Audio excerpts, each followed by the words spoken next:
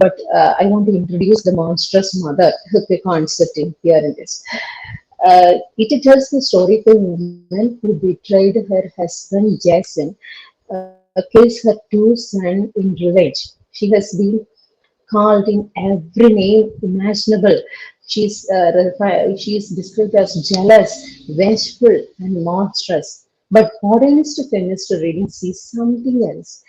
She is considered as a woman stripped of dignity, displaced from her homeland. She rejected both titles as a wife and a mother in a world that defines her entirely through patriarchy. She tries to control, or the patriarchal world tries to control her, but at that point of time she voiced her restrictions, she voiced her sound in a different way. Her act is horrific, of course, her act is horrific, but it is symbolic too. It exposes the double bind of motherhood. A double bind means that a mother who is worshipped when she gives, but a mother that is despised when she resists. That is the double bind of motherhood. In this way, media become the prototype of every mother that is labeled as hysterical, monstrous, unnatural. So that is the first monstrous mother in history. Next, moving to yellow wallpaper. It's the first literature. Please change to yellow wallpaper. Yeah. That is the story that you most of the person can already known. It is a story written by Charlotte Perkin Gilman, written in the year 1892. 19th century work. It is about a new mother suffering from what was then called nervous depression. Nervous depression, and her husband, who is also her doctor too, confines her to a room and forbids her from writing or working. Day after day, she stares at the yellow wallpaper in her room until she began to see a woman crawling and creeping in the wallpaper. Okay, there are green leaves in the yellow wallpaper, a woman trapped in it, and that woman crawling and creeping through it and trying to break free from it. Okay, and here the protagonist also convert her in such a manner. By the end of the story, she herself begins to creep along the wall in madness, but also it's a kind of defiance too. Gilman's story is a powerful but a transformation of madness into a language of protest because she was restricted from her autonomy, she was restricted from her worth. The women's breakdown is not simply an illness, it is a refusal to be silenced. She goes mad because she was denied a voice. She was denied her autonomy. She denied her agency. She denied from her agency. So that's why this particular women become mad. Okay, so moving to the next slide, night wish. Yes.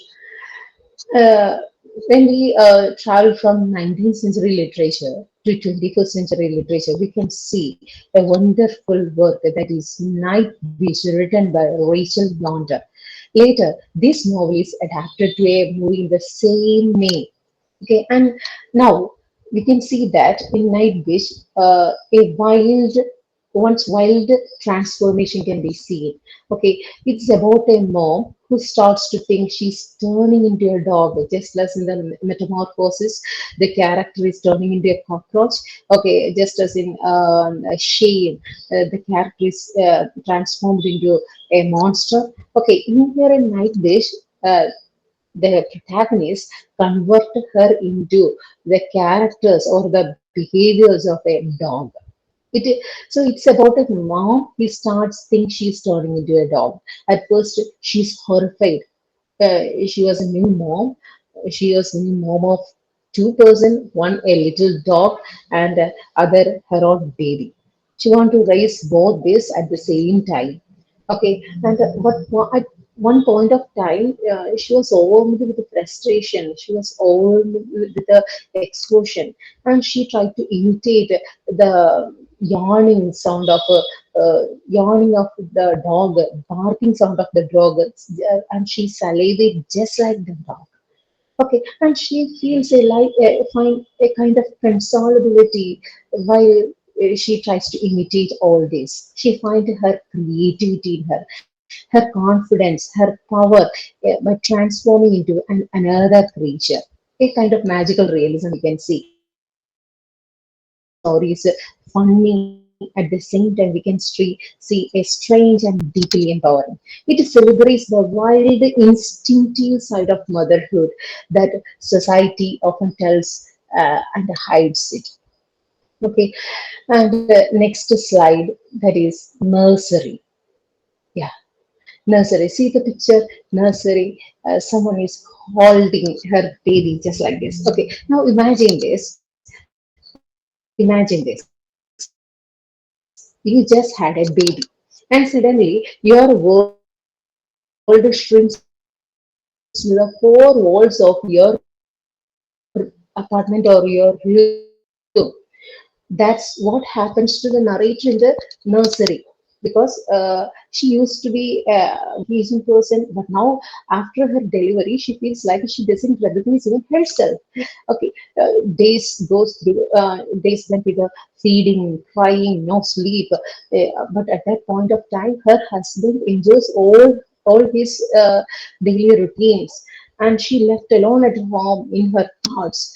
Mongla's story captures the raw, honest side of early motherhood when you are not sure who you anymore, and but you are still trying to keep going on the particular situation. You want to be a mother, but at the same time, you want to continue your own achievement. You want to enlarge your own ambitions, etc. So, bridging between these kind of situation is portrayed raw and honestly in Nursery by Sylvia Mongla. Changing to next slide, that is, and let's start with Megan, the character Megan. She was a new mom and a PhD student, doing PhD in the biography of two person.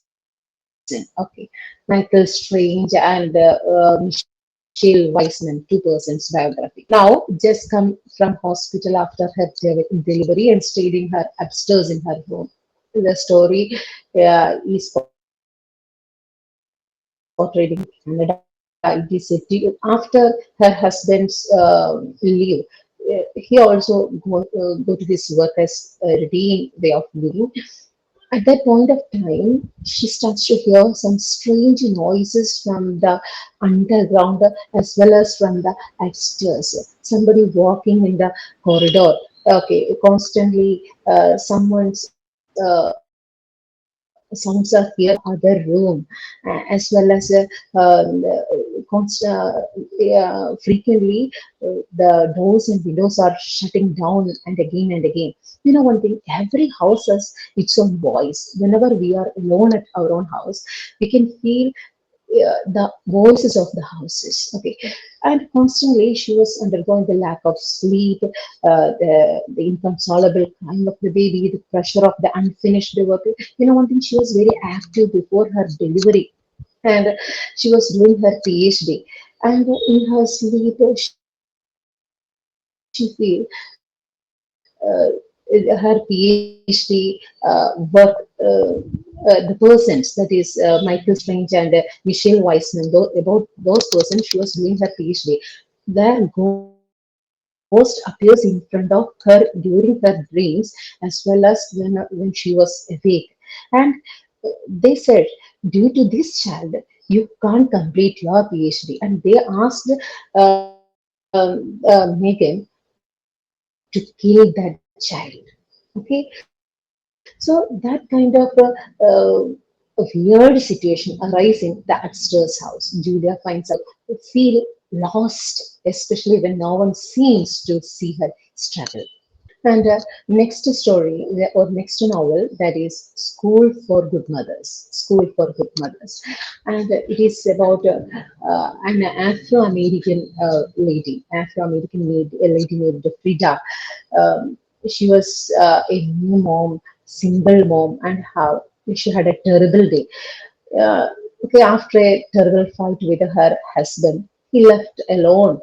Um he lived that particular home, and she want to go outside just to take some food items from the store. Okay, but at that point of time, the baby was alone at the house, and when she left the home, baby started crying.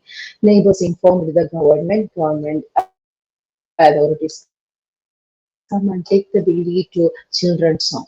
So it is the story of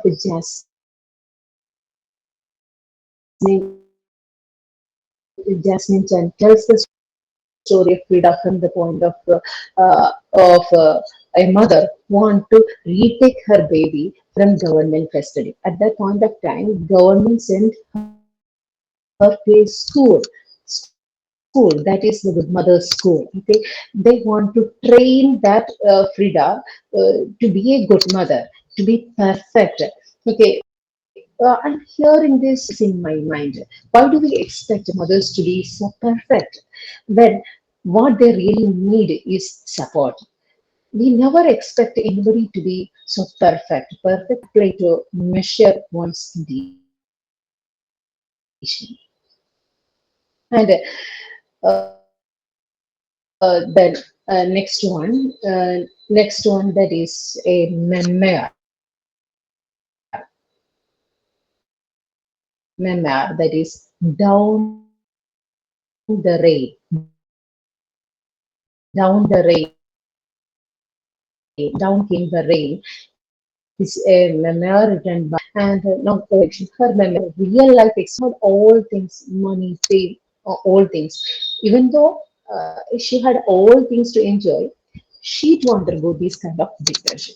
After her baby was born, she didn't feel joy. She felt despair. She was brave enough to talk about it publicly. Memoir honestly helped to break the stigma around the maternal mental health. It showed the world that even someone who seemed to have everything uh, uh, can struggle, and it is okay to ask for help. So that's through her memoir, she tries to say to others, if you need help, please feel free to ask. So when we put all these stories together, Megan from Axter's house, Veronica, Frida, and others, we can see a bigger picture. They are searching for themselves. Each of them shows us that motherhood isn't just about raising a child. It is about rebuilding who are you. It is about facing the fear, exhaustion, loneliness, but also discovering new being a mother isn't the end of your story. It is the start of a whole new life, whole new story in a different version. In addition to it, there are some movies. Please move to the next slide. Okay, there are see how even the picture depicts the trauma of a mother. Even the picture depicts the trauma of a mother. So there are some movies that depicting the postpartum depression, A Mouth of Air, the famous movies that the famous movies that depicting the postpartum depression. So moving to the next slide. Yes, here in this slide we discuss about the post-feminist theories related to it. Now that we have seen how literature captures the emotional and symbolic layers of maternal madness. So look at the ideas, the theories that help us to make a sense of it. In today's world, we often hear about women are free. Okay, women have their own choice. Feminism has done their job, but it's really a trap. But theories like Angela McRobbie and Rosalind Gill argues that this is a kind of trap. post-feminism doesn't reject feminism, it repackages it with a personal responsibility. See, personal responsibility. Post-feminism packages feminism with a personal responsibilities. The feminism provides us choice, okay, but at the same time, post-feminism added or lost the narrative or becomes you just need a better self-care. You just need to balance all things because we are all the same. We also have children. We also have jobs. We do all the same. Why can't you? Okay, so you need to manage your emotions. Why can't you? We are managing our own emotions. Why can't you? We are managing our own emotions. Why can't you manage your emotions? So be responsible in your own choices. In other words, society says the problem isn't structural. Structural means the family, institutions, our policies, our government. That is the structure. So society says that the problem is not based on the structural, but the problem is you. Because of you, all the things happen. Okay, because of your emotional damage, because of your depression, because of your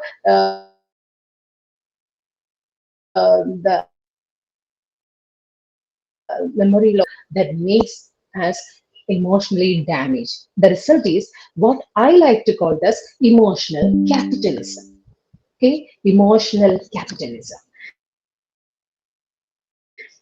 Then comes to the mother, a figure that runs deep in our myth, films, and literature. Psychoanalytic feminists like Julia Kristeva describes this as abject. Could you please switch off the mic? Okay. Uh, so Julia Kristeva describes this an abject. This I describe about Julia Kristeva. Reject in order to maintain its sense of purity and order.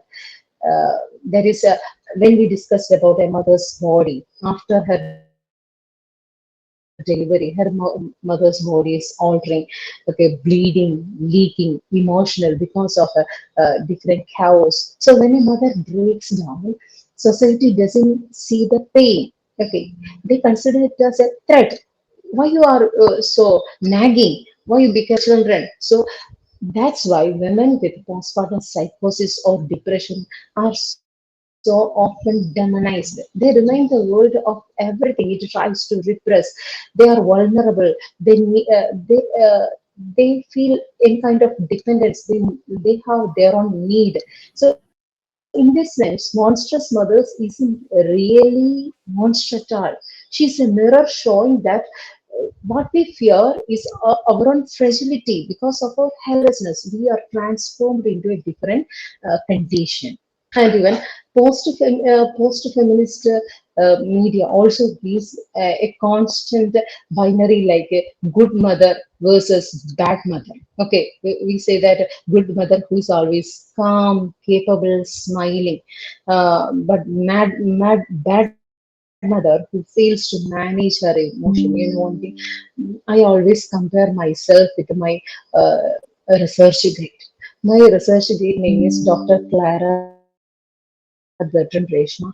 She's be so calm to her children. They always talk very yeah, very politely to their children. I became so jealous of her.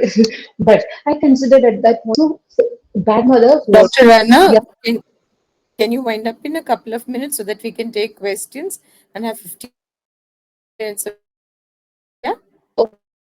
Yeah? So, so when we talk about monstrous mothers, we are really talking about how culture disciplines the emotion. Who gets to be cared for? Who gets to be blurred?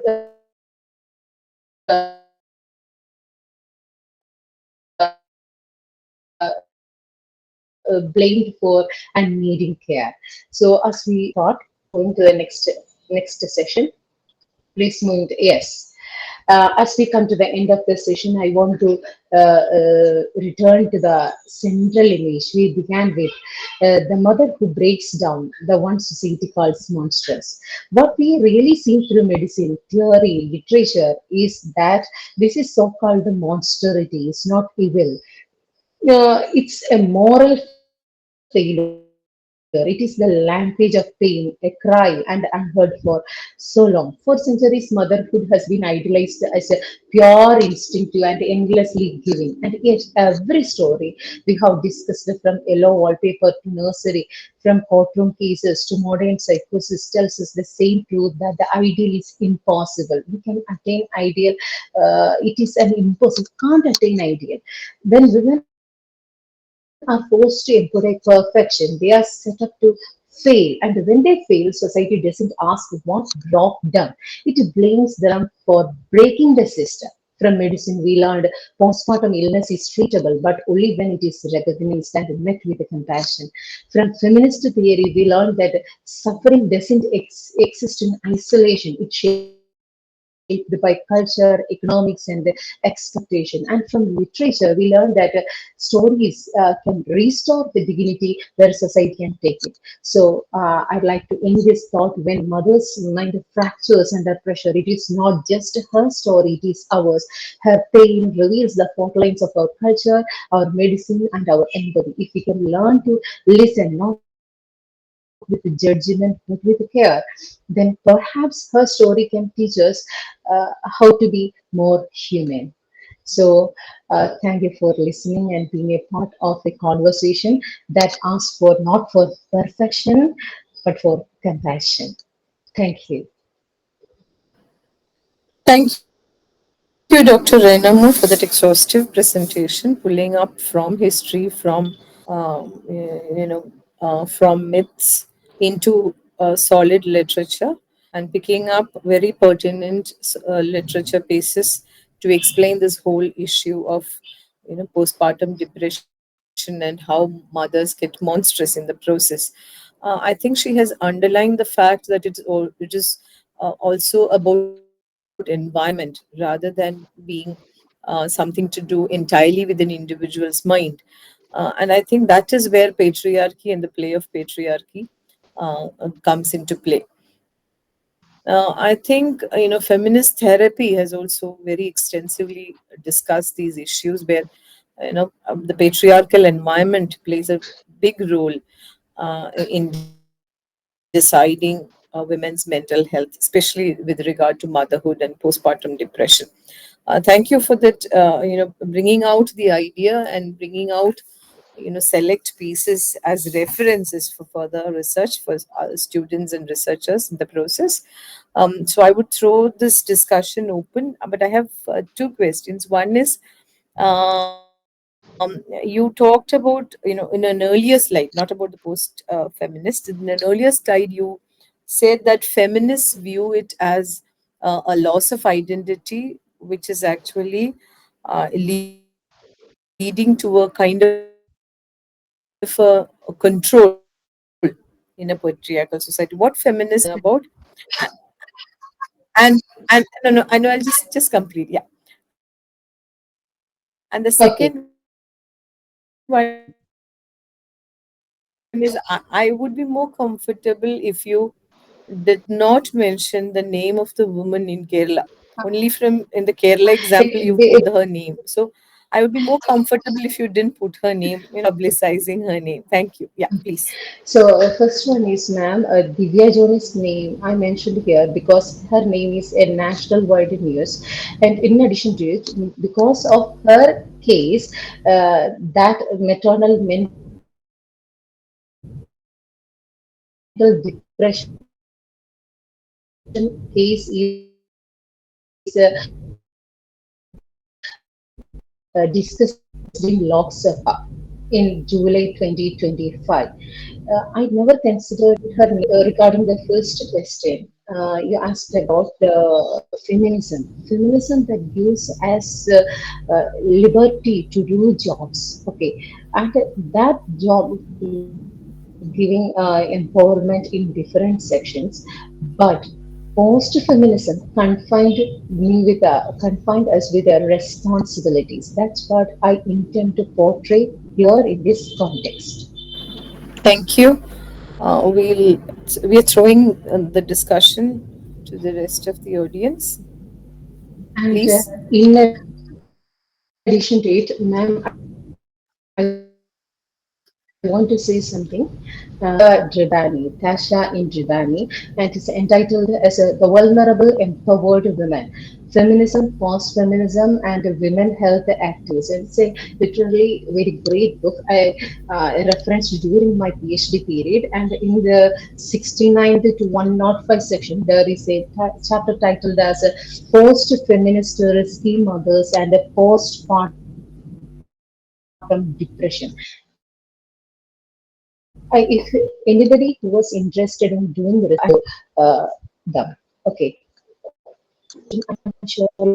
Thank you. Thank you. Yes. Questions, comments, suggestions, opinions from the group, please. Yes, please. Will I speak first, or will somebody else first? Please go ahead. Please go ahead. Oh,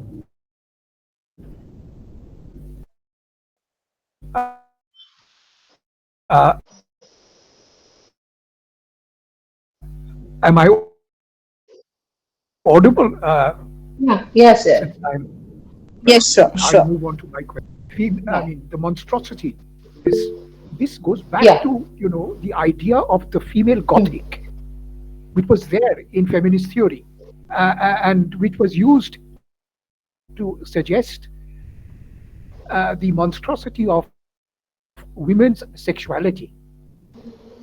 And this it was a stereotype which was there in early feminist theory also, and the female Gothic. And this was a stereotype which was used in romantic and late Victorian writing.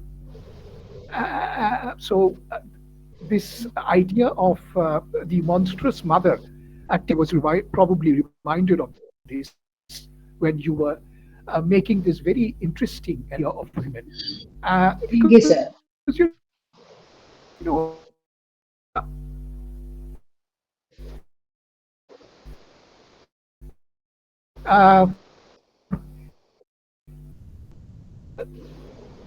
a child's, the child's, it is more organic. So this is a problem which is there, and which finds its expression in patriarchal representation of women's sexuality.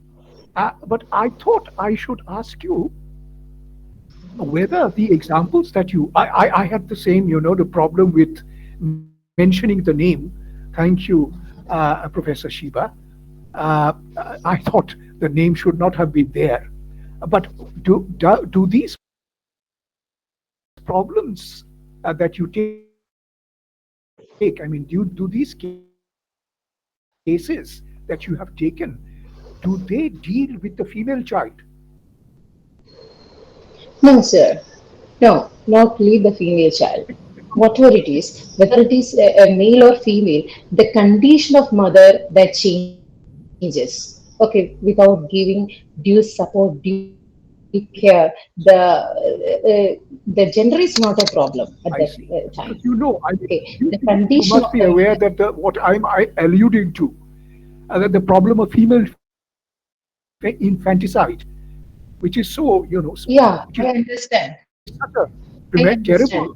situation in our country. Yeah, So that makes it a completely different, yeah, it's sir. It is not related to a female completely different infanticide angle to without it. any kind of gender discrimination, kind of a prenatal condition. Mom's mental condition changing from the not giving in kind of support then.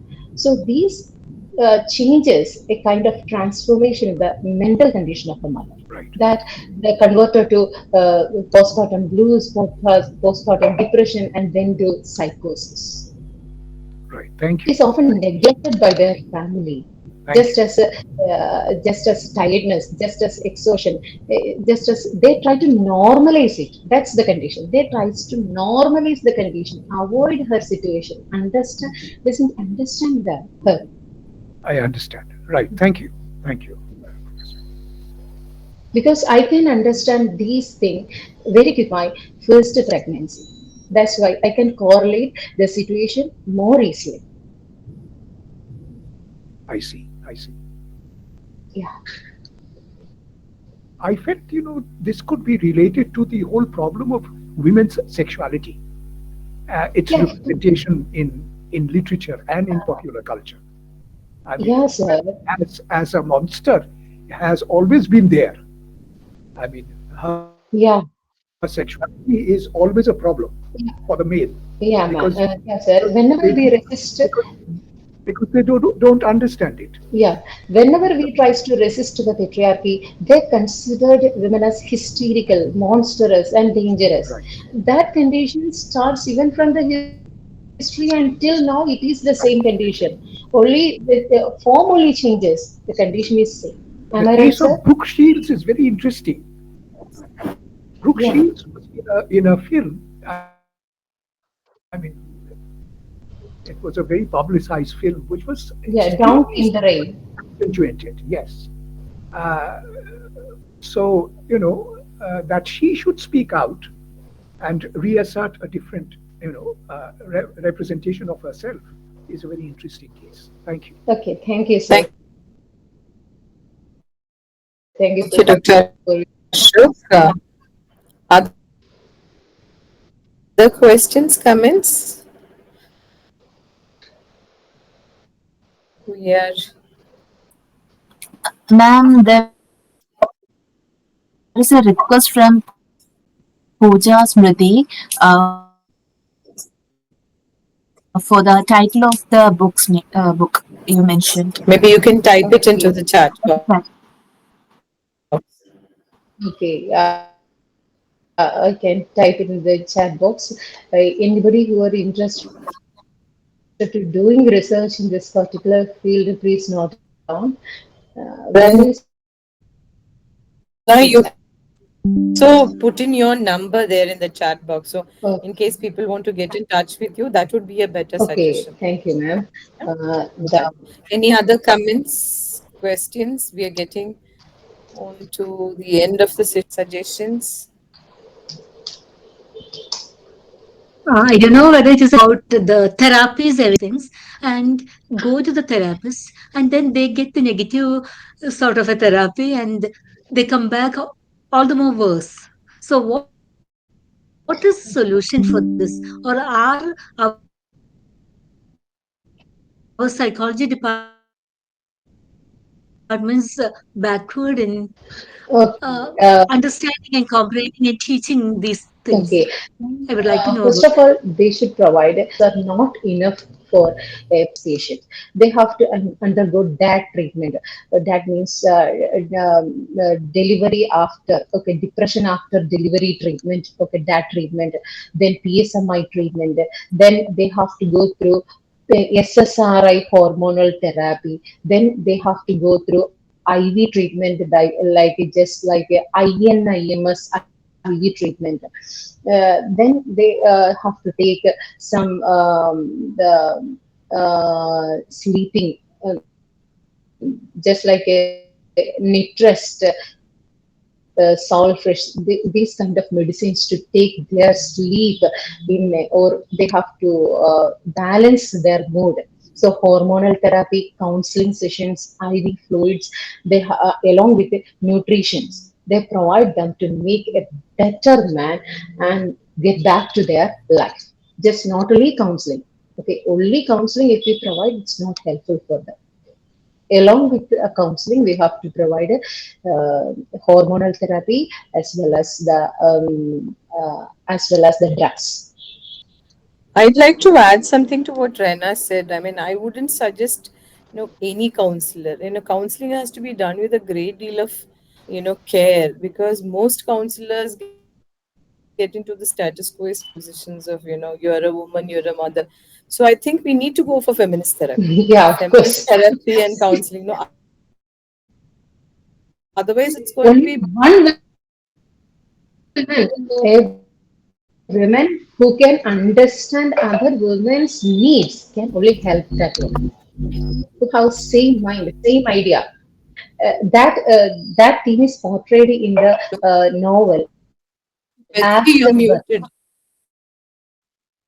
Afterbirth. Okay. It is portrayed in the novel Afterbirth. I would like to say that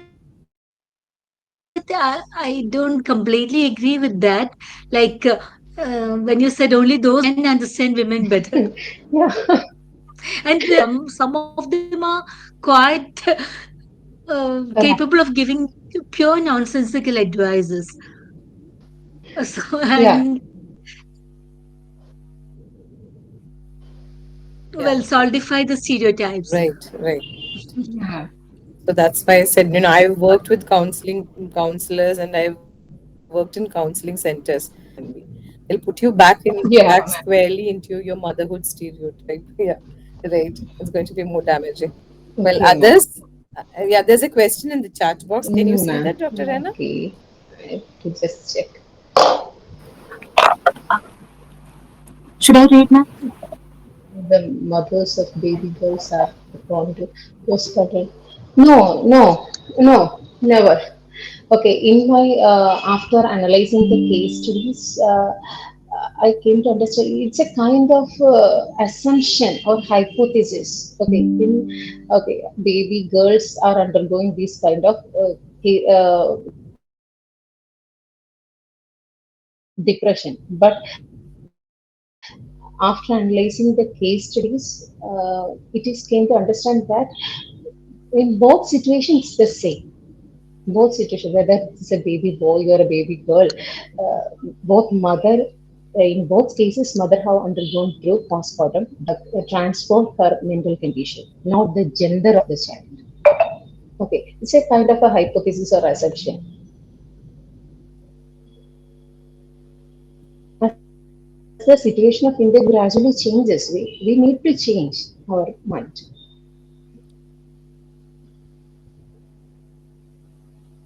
Hi, Sheeba, ma'am. Can I add something? Yeah, Hi. Sure, sure, please. First of all, Rehna, Please. many congratulations. It's a nice presentation. So, my name is Lakshmi. I'm from psychology background. yeah, It's an interesting work what you have taken up.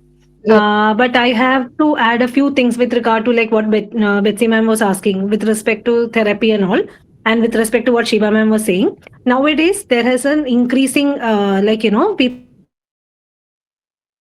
people are getting sensitized about this condition, and people, irrespective of whether they are males or females, that trend is changing. At least in India, all these social media influencers and many other people are trying to bring out the awareness among many psychiatrists and psychologists. So this comes out in so many forms, whether it is through social media through social media and other things also. So that kind of the sensitivity of people towards the problems of a mother postpartum is changing. I won't say that it is completely transformed or anything, but it is undergoing some kind of transformation, and people are becoming a lot of important aspect with respect to postpartum. Very well need more is this when somebody's when you have elders at home, they say like, or maybe when we are talking to elders in the family, they're saying we also gave birth to so many children. And but what has happened is that nature of families have been changing over these years, and more nuclear families are coming.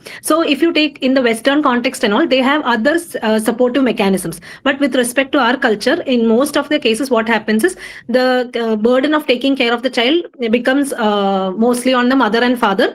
And in many cases, or maybe because the other people couldn't just they couldn't come, or probably they think that we have all done this nicely, so what is the big deal? So the dynamics of family has to change, and the woman should have a support system who can, like, basically the women, the people who are with them should ensure that the woman gets proper sleep. And there can be lot of problem with respect to children. So like it could be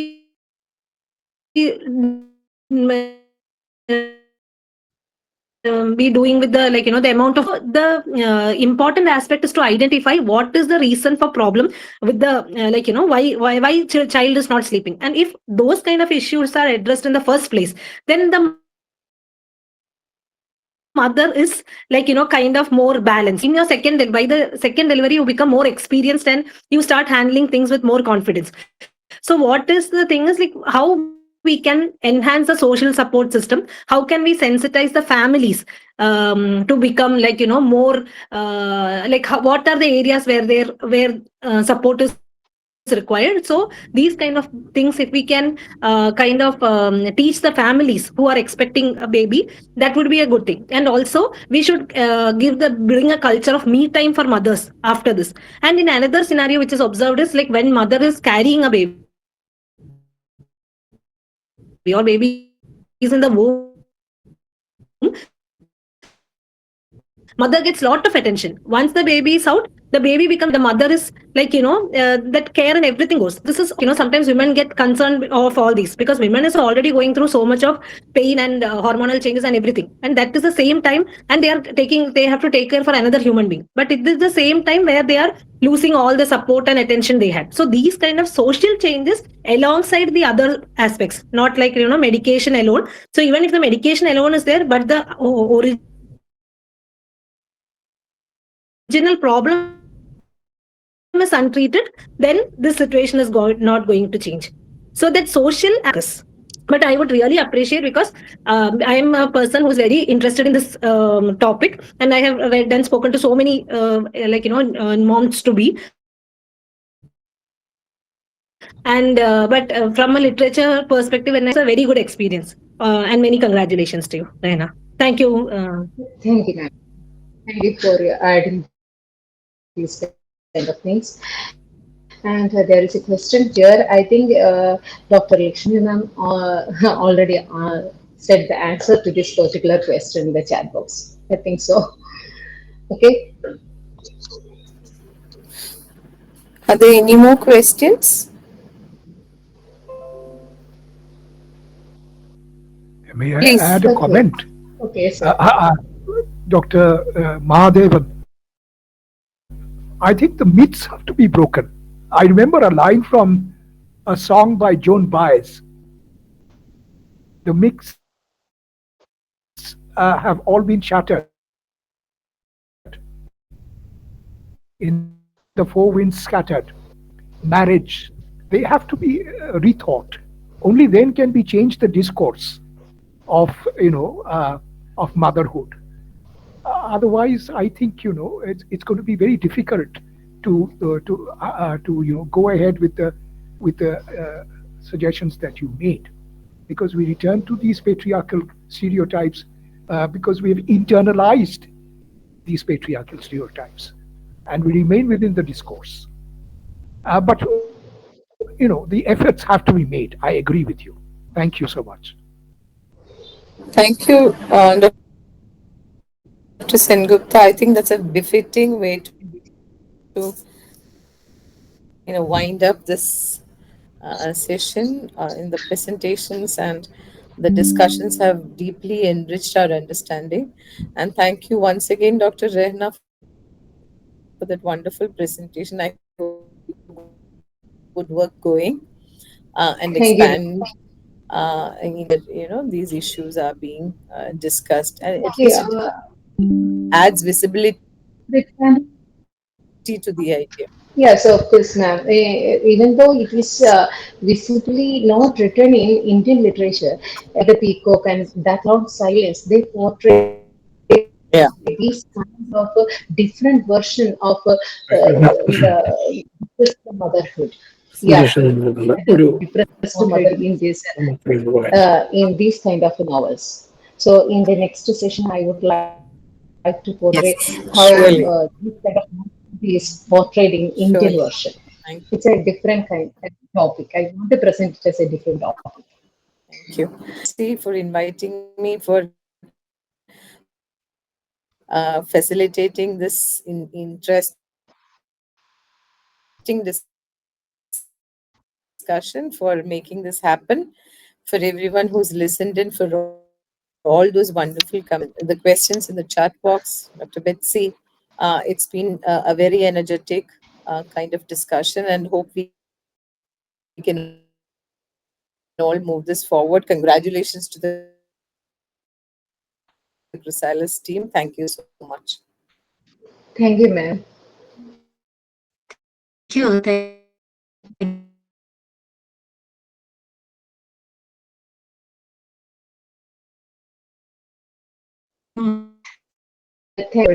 Presenting here. Interesting and different take on motherhood and related to literature related to postpartum depression. Now I invite Miss Nima for word of thanks.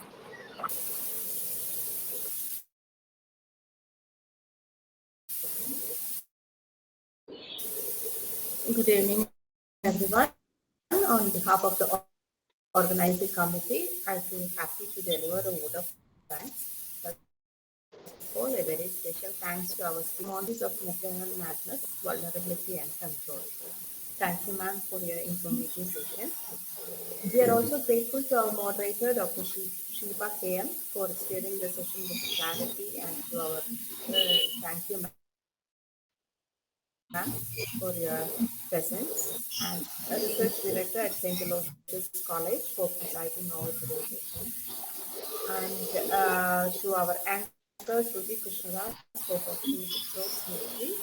And a word of thanks to all my co-organizers, Atulya, Kritya, Reshma, Sarpreet, for their constant support behind the scenes, faculty, scholars, and students for your enthusiastic participation.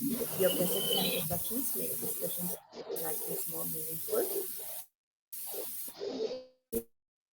With that, let us continue engaging with the questions raised today with a critical thought and curiosity. Thank you all.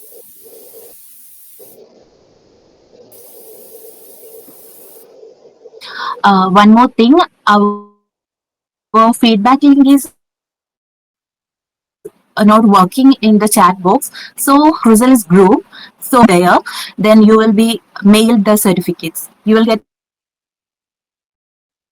the certificates like that. Have a better day. Once again, thank you all the CHRYSALIS participants. Without you, we wouldn't reach this far. Thank you all. Have a beautiful night ahead. Thank you. Thank Thank you so much, Dr. Rehna Mol. you. Betsy, ma'am. Good night. So we'll meet again sometime later. Bye. Right. Bye. And thank you all the participants. Bye bye.